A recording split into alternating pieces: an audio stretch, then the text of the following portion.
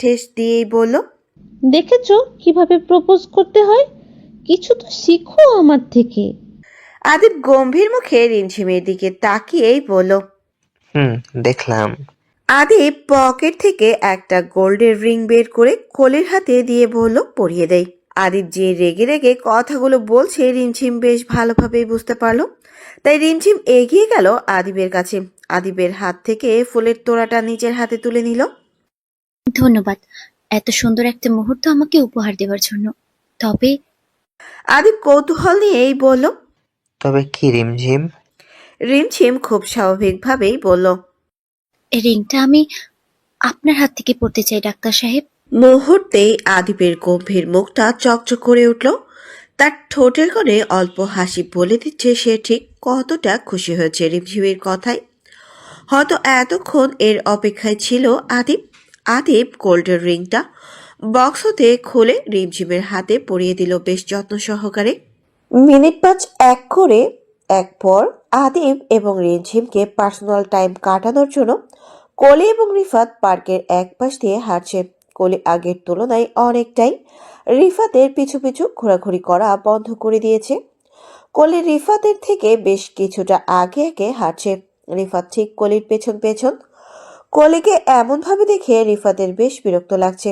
তাই রিফাত একটু এগিয়ে গিয়ে পায়ে পা মিলিয়ে চলতে লাগলো। রিফাত গম্ভীর মুখেই বলে উঠল, কি হয়েছে তোমার? ইগনোর করছো কেন আমাকে? আদিবের কথা কানে ভেসে আসতেই কলির ঠোঁটে নির্লিপ্ত হাসি, কিন্তু কোনো উত্তর নেই। হয়তো কলি জানে ভালোবাসতে না পারলে অন্তত দূরত্ব বজায় রাখা প্রয়োজন। জোর করে কি ভালোবাসা হয়? না, হয় না। হয়তো কলি চাইলে কোনো ছল চাতুরি করে ঠিক নিজের করে নিতে পারত। তাতে কি সত্যিকারের ভালোবাসাটা থাকবে তাদের মধ্যে? এত হাহাকার ঘটিয়ে কি আর একটি শুদ্ধ ভালোবাসার দৃষ্টি হবে? কলিকে এক মনে কিছু একটা ভাবতে দেখে রিফাত বলে উঠল। কিছু বলছি তো তোমাকে, তুমি কি শুনতে পাচ্ছ না? কলি বেশ সময় নিল না, বরং স্বাভাবিকভাবেই বলল, জি, শুনতে পাচ্ছি, বলেন। ইগনোর করছো কেন আমাকে? আপনি হয়তো ভুল ভাবছেন, আমি আপনাকে ইগনোর করছি না। তাহলে এত অভিমান কিসের? যেখানে চাওয়া পাওয়ার কোনো মূল্যায়ন নেই, সেইখানে রাগ, অভিমান, অভিযোগ সবকিছুই মূল্যহীন। তাহলে কি বলতে চাইছো? ঘৃণা করো আমায়? কলি অল্প হেসে চোখে চোখ রেখে নির্লিপ্ত গলায় বলল, আমি কাউকে ঘৃণা করি না, বরং নিজেকে ঘৃণা করি। আমার সমস্ত ঘৃণা জমে আছে আমার ভাগ্যের উপর, যে ভাগ্য আমাকে ভালোবাসা দিয়েছিল আবার কেড়েও নিয়েছে, ফেলে দিয়েছে এক শূন্যতায়। আমি ঘৃণা করি আমার আবেগকে, আপনার প্রতি আমার দুর্বলতাকে, আর সব থেকে বেশি ঘৃণা করি আমি নিজেকে, কারণ আমি নিজেই বারবার নিজেকে ঠকিয়ে নিঃশেষ হয়ে যাচ্ছি।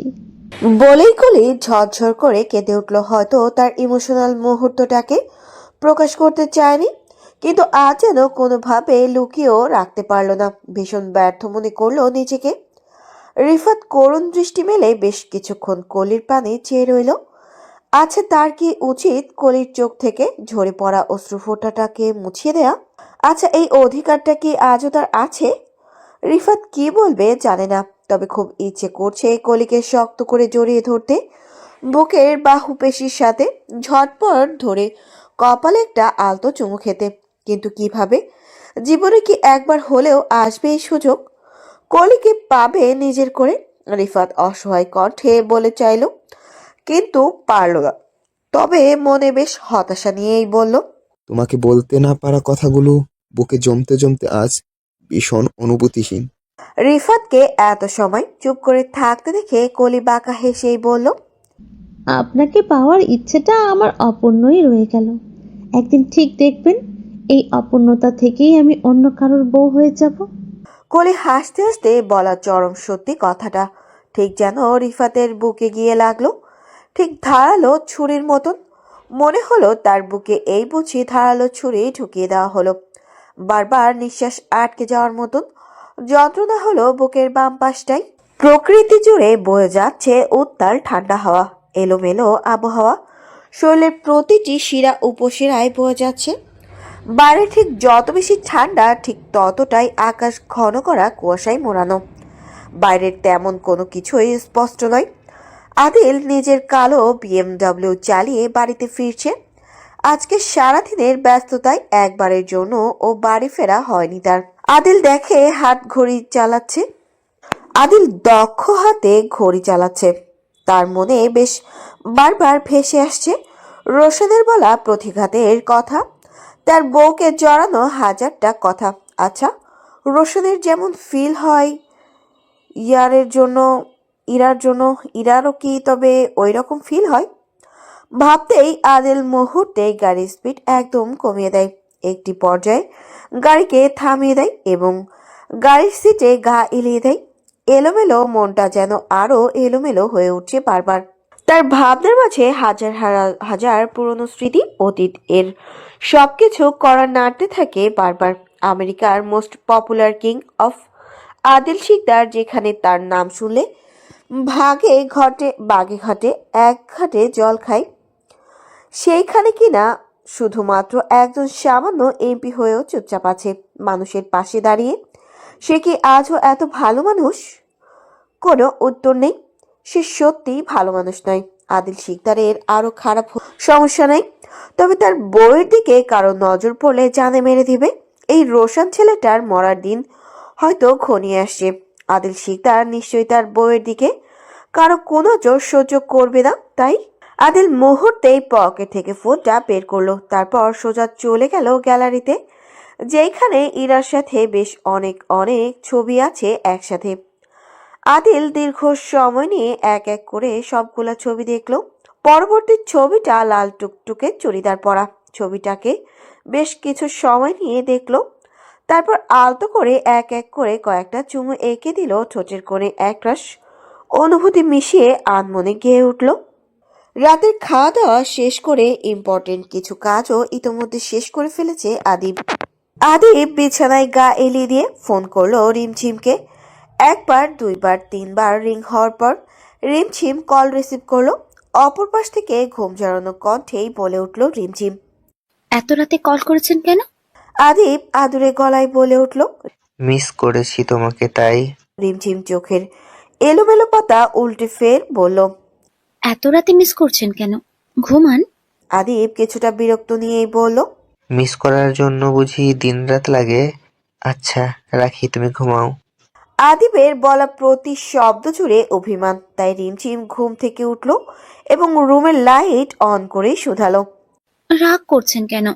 রাত 11টা বাজে, তাই বললাম ঘুমাতে। আদিব এক চিলতে অভিমান নিয়েই বলল।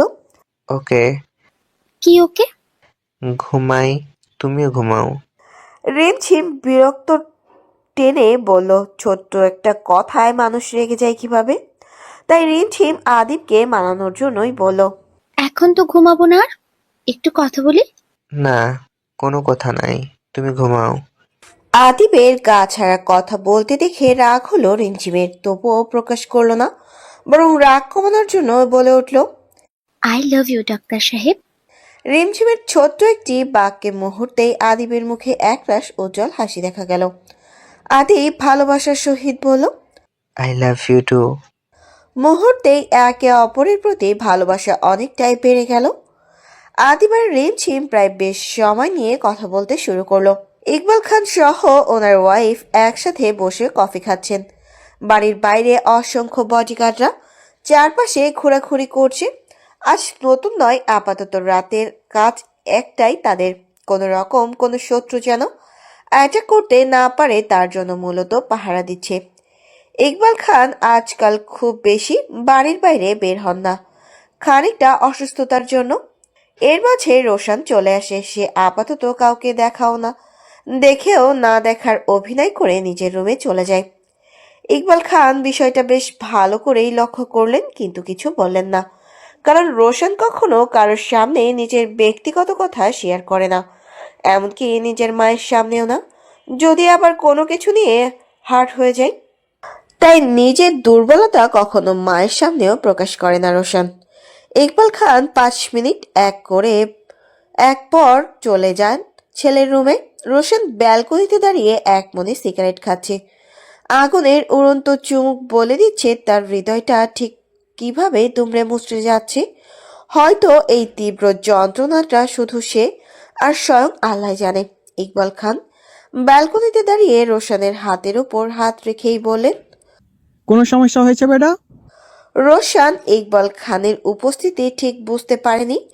ইকবাল খানকে দেখে হাতের সিগারেটটা ফ্লোরে ফেলে দিয়ে দীর্ঘশ্বাস টেনেই বলল, আমি বাংলাদেশে আর থাকবো না ড্যাড, আমার পাসপোর্ট রেডি করো। ইকবাল খান ছেলের কথায় তটস্থ হয়ে উঠলেন।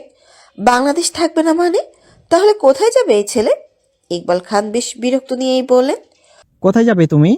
রোশান বেশ স্বাভাবিকভাবেই বলল, এই দেশে ভালোবাসার মানুষ পাওয়া হলো না, ভালো থাকা হলো না, সেই দেশে আমি আর থাকবো না।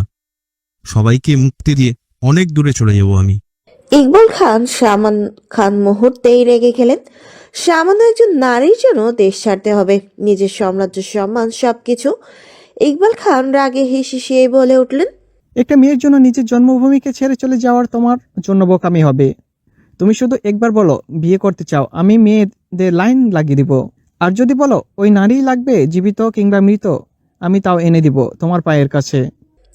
রোশান হাসলো বেশ, তবে নির্লিপ্ত সেই হাসি বেশ ভয়ঙ্কর। হয়তো বাবার মুখে ইরাকে ঘিরে কিছু কথা তার পছন্দ হয়নি, তবুও নিঃশব্দেই বলে উঠল, জোর করে এই পৃথিবীর বুকে সবকিছু পাওয়া গেলেও সত্যিকারের ভালোবাসাটা আজও পাওয়া যায় না। ইকবাল খান দীর্ঘশ্বাস টেনে বললেন, তাহলে বিশ্বের সব থেকে সুন্দরী রমণীকে উপস্থিত করি তোমার সামনে। তুমি এক পলক দেখে যদি তোমার। ইকবাল খানের কথা শেষ করার আগেই রোশন বলে উঠল, চুপ করো ড্যাড, আমার আর কোনো সুন্দরী রমণী চাই না। আমি জীবনসঙ্গী ছাড়াই কাটিয়ে দিতে পারবো এই ছোট্ট জীবন। আর আমার জন্য টিকিট কাটো, আমি ইমিডিয়েটলি দেশ ছাড়বো ড্যাড।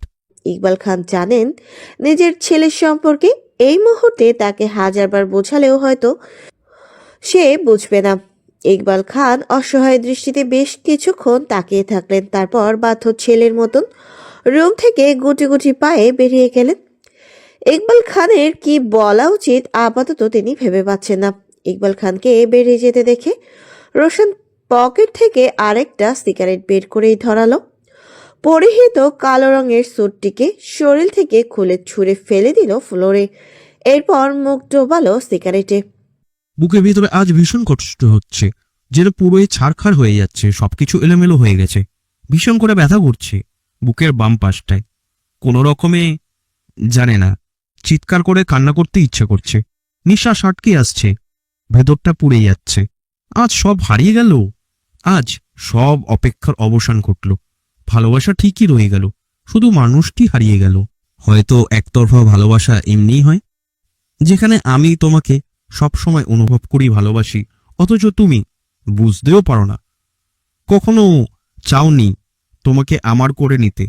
আমিও তো চেয়েছিলাম তোমার পাশে থাকতে, তোমাকে নিয়ে নিজের মতন করে ভালোবাসতে। হয়তো একতরফা ভালোবাসার কষ্টটা অপ্রকাশিত, তুমি অন্য কারোর সাথে হেসে কথা বলেও আমার বুকটা কেঁপে ওঠে, আমার নিঃশ্বাস আটকে যায়। তবুও বলি ভালো থেকো, সুখে থেকো। আমার একতরফা ভালোবাসার অধিকার আছে, চাহিদা নেই। হয়তো ঠিক তুমিও জানবে না আমার এই একতরফা ভালোবাসার গভীরতা ঠিক কতটুকু ছিল ইরাবতী। জীবনের শেষ দিন পর্যন্ত মনে রাখবো, আমি তোমাকে ভালোবাসবো অনন্তকাল। তোমার গল্পের আমি হিরো নয়, বরং ভিলেন হয়ে এসেছিলাম। তুমি তোমার রিয়েল লাইফের হিরোকে নিয়ে ভালো থেকো। ভালোবেসেছিলাম, ভালোবাসি, ইনশাল্লাহ ভালোবেসে যাব ইরাবতী। আমার না হওয়া পূর্ণিমার চাঁদ, ভালো থেকো। আমাকে কালকে প্লিজ ইরার কাছে নিয়ে যাবেন। ঈশান এতক্ষণ ল্যাপটপে মুখ গুজে থাকলেও যুথির কথা তৎক্ষণাৎ কানে গিয়ে ঠেকল। বউয়ের এত মিষ্টি করে আবদার করলে তো তা অবশ্যই পূরণ করতে হবে। ঈশান আধুরি গলায় বলল, কেন যাবে? কোন প্রয়োজন? যুথি কিছুটা এগিয়ে এসে ঈশানের দিকে, তারপর গম্ভীর মুখেই শুধাই, কেন যাবে? কোনো প্রয়োজন? হাতে গোনা আর 15 দিন পর ফাইনাল এক্সাম। অনেক দিন ক্লাস করা হয়নি, এখন পরীক্ষার প্রিপারেশন একদম ভালো না, সেই বিষয় নিয়ে কথা বলতে হবে। আপনি একটু নিয়ে যাবেন প্লিজ। ঈশান খুব স্বাভাবিকভাবেই বলল, আচ্ছা, কালকে নিয়ে যাব। এদিকে আসো। জ্যোতি কিছুটা অবাক হয়ে জিজ্ঞাসা করে। কেন? ঈশান দুষ্টু হেসে ঠোঁটে ঠোঁট কামড়েই বলল। একটু ইটিস ফিটিস করি। জ্যোতি নাক ঘষতে ঘষতে বিরক্তি টেনেই বলল। মুখে লাগাম দিয়ে চলেন, যখন তখন এইসব বলেন। ছি। কে শুনে কার কথা। ঈশান বিছানা থেকে উঠে গিয়ে সোজা কোলে তুলে নিয়ে আসলো বিছানায়। ঠোঁটে ঠোঁট বুঝে কয়েক মিনিট নিয়ে তপ্ত একটা চুমু খেয়ে নিল।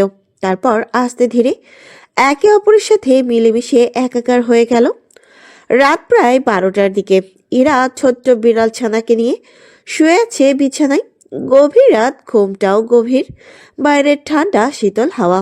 ইরা বেশ কিছুক্ষণ অপেক্ষা করেছিল আদিলের জন্য, কিন্তু আদিল এর আসতেই অনেকটাই লেট। তাই ইরা অপেক্ষা করতে করতে না চাইতেও ঘুমিয়ে পড়েছে। প্রায় মধ্যরাতের সূচনা। ঘড়ির কাঁটা টিং টিং আওয়াজ তুলে তারে জানান দিচ্ছে ইরা এই মুহূর্তে গভীর ঘুমে আচ্ছন্ন। আদিল এলোমেলো পায়ে তড়িঘড়ি করে রুমের ভেতরেই প্রবেশ করলো। রুমের লাইট আগে থেকেই অন ছিল। ইরা বরাবরই অন্ধকারে বেশ ভয় পায়। আদিল হাতের কালো স্যুটটাকে এক ঢিল মেরে ফেলে দেয় বেশ কিছুটা দূরে। তারপর শব্দ করে রুমের দরজা লাগিয়ে দেয়। হাতের শক্তি অনুযায়ী দরজার একটা শক্ত ঘুষি মেরে দেয়। প্রচন্ড রাগে হিসিয়ে উঠছে বারবার।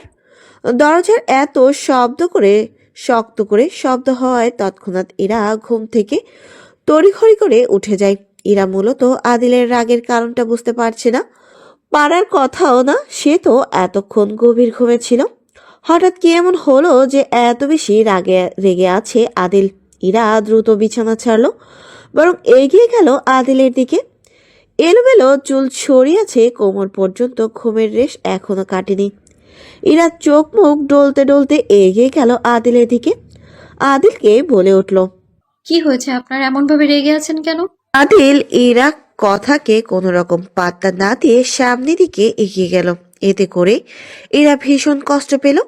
কেমন হয়েছে যে তার সাথে কথা পর্যন্ত বলছে না? এত কিসের রাগ অভিমান তার উপর?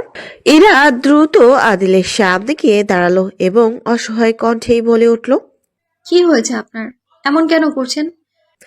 আদিল ইরার বাহু টেনে রাগে রিরি করেই বলে উঠল। কি আছে তোর মাঝে? অনুপুরুষ কিভাবে আকৃষ্ট হয় তোর মাঝে? ইরার বাহুতে খুব শক্ত ধরেছে আদিল। এতে করে ইরা ভীষণ ব্যথা অনুভব করছে। ইরা কোনো কিছু বোঝার আগেই আদিল আবারও চেঁচিয়ে বলে উঠল। কুত্তার বাচ্চা, তোর দিকে মানুষ নজর দেয় কিভাবে? ইরা আদিলের কথার মানেটা একদমই বুঝতে পারে না। বুঝবে কিভাবে? সে তো জানেই না কি হয়েছিল। আদিলের রাগের কারণ, কে বা কারা তাকে কি নজর দিয়েছে? আদিলের এমন ধমকে ইরা ঝরঝর করে কেঁদে উঠল। আদিল কি করে এতটা বাজে ব্যবহার করতে পারে? ইরা ভীষণ রাগ চেপেই বলল। কি এমন করেছি আমি যে আপনি এমন ব্যবহার করছেন আমার সাথে? ইরার কথায় মুহূর্তেই আদিলের মাথায় রাগের তাপমাত্রা ভীষণ বেড়ে গেল। তার মুখে মুখে কিনা তর্ক করছে। আদিল ইরাকে ধাক্কা মেরে দূরে সরিয়ে দিয়েই বলে উঠল। পরপুরুষকে খুব ভালো লাগে তাই না? অসভ্য নারী, তোকে অন্য পুরুষ বাজে ভাবে দেখলো কিভাবে? এরা সত্যিই কিছুই বুঝতে পারছে না কি দেখছে তাকে। কোনো পরপুরুষের কথা বলছে আদিল। ইরার এবার বড্ড রাগ হলো আদিলের এমন ব্যবহারে। ইরা ভীষণ ভালোবাসে বলেই কি সব ভুল ত্রুটি তার হবে? মোটেও না। ভুল সবারই হয়, কিন্তু আজ ইরা কোনো ভুল করেনি। তাই ইরা আদিলের কাছে আর গেল না, বরং অন্যদিক ঘুরে চলে গেল বিছানার দিকে। একগুচ্ছ অভিমান নিয়ে ইরা আদিলের রাগ না ভাঙিয়ে বরং চলে গেল বিছানার দিকে। তা দেখে আদিল ভীষণ রেগে উঠল। আদিল ইরাকে বিছানায় যাওয়ার আগেই শক্ত হাতে বাহু টেনে নিজের দিকে ঘুরিয়ে নিল। আদিলকে এমন ভাবে ধরতে দেখে ইরা রাগে ছটফট করতে লাগলো। কিছুক্ষণ আগে কোনো ভুল ছাড়াই তাকে কতগুলা কথা শুনিয়ে দিল, আর এখন কিনা ভালোবাসা দেখানো হচ্ছে। চায় না তার এমন ভালোবাসা। তাই ইরা রাগে কটমট করেই বলে উঠল। ছাড়ুন আমায়, একদম ছোবেন না আপনি আমায়। কে শোনে কার কথা? আদিলের রাগী মস্তিষ্কটা আরো রেগে উঠল। রাগ কন্ট্রোল করার জন্য এই মুহূর্তে বেছে নিল ইরার উষ্ণ ঠোঁট। খুব শক্ত করে ইরার ঠোঁটে নিজের ঠোঁট ডুবিয়ে দিল। ইরাকে কোনো কিছু বলার সুযোগ পর্যন্ত দিল না। এমনি কোনো রকম ছটফট পর্যন্ত করতে দেয় না। রীতিমতো নিজের সবটুকু রাগ জেদ মিশিয়ে চুম্বন করতে থাকে ইরার অধরে। আদিল কোলে তুলে নিয়ে ছুঁড়ে ফেললো বিছানার ওপর, তারপর ঝাঁপিয়ে পড়লো ইরার ছোট্ট। হ্যালো বন্ধুরা, পরবর্তী পার্ট খুব তাড়াতাড়ি আসবে, তো সবাই অপেক্ষায় থাকো। আর চ্যানেলটি যারা এখনো সাবস্ক্রাইব করনি তারা পরবর্তী পার্ট দেখার জন্য চ্যানেলটি সাবস্ক্রাইব করে রেখো। ধন্যবাদ সবাইকে, আমাদের সাথেই থেকো।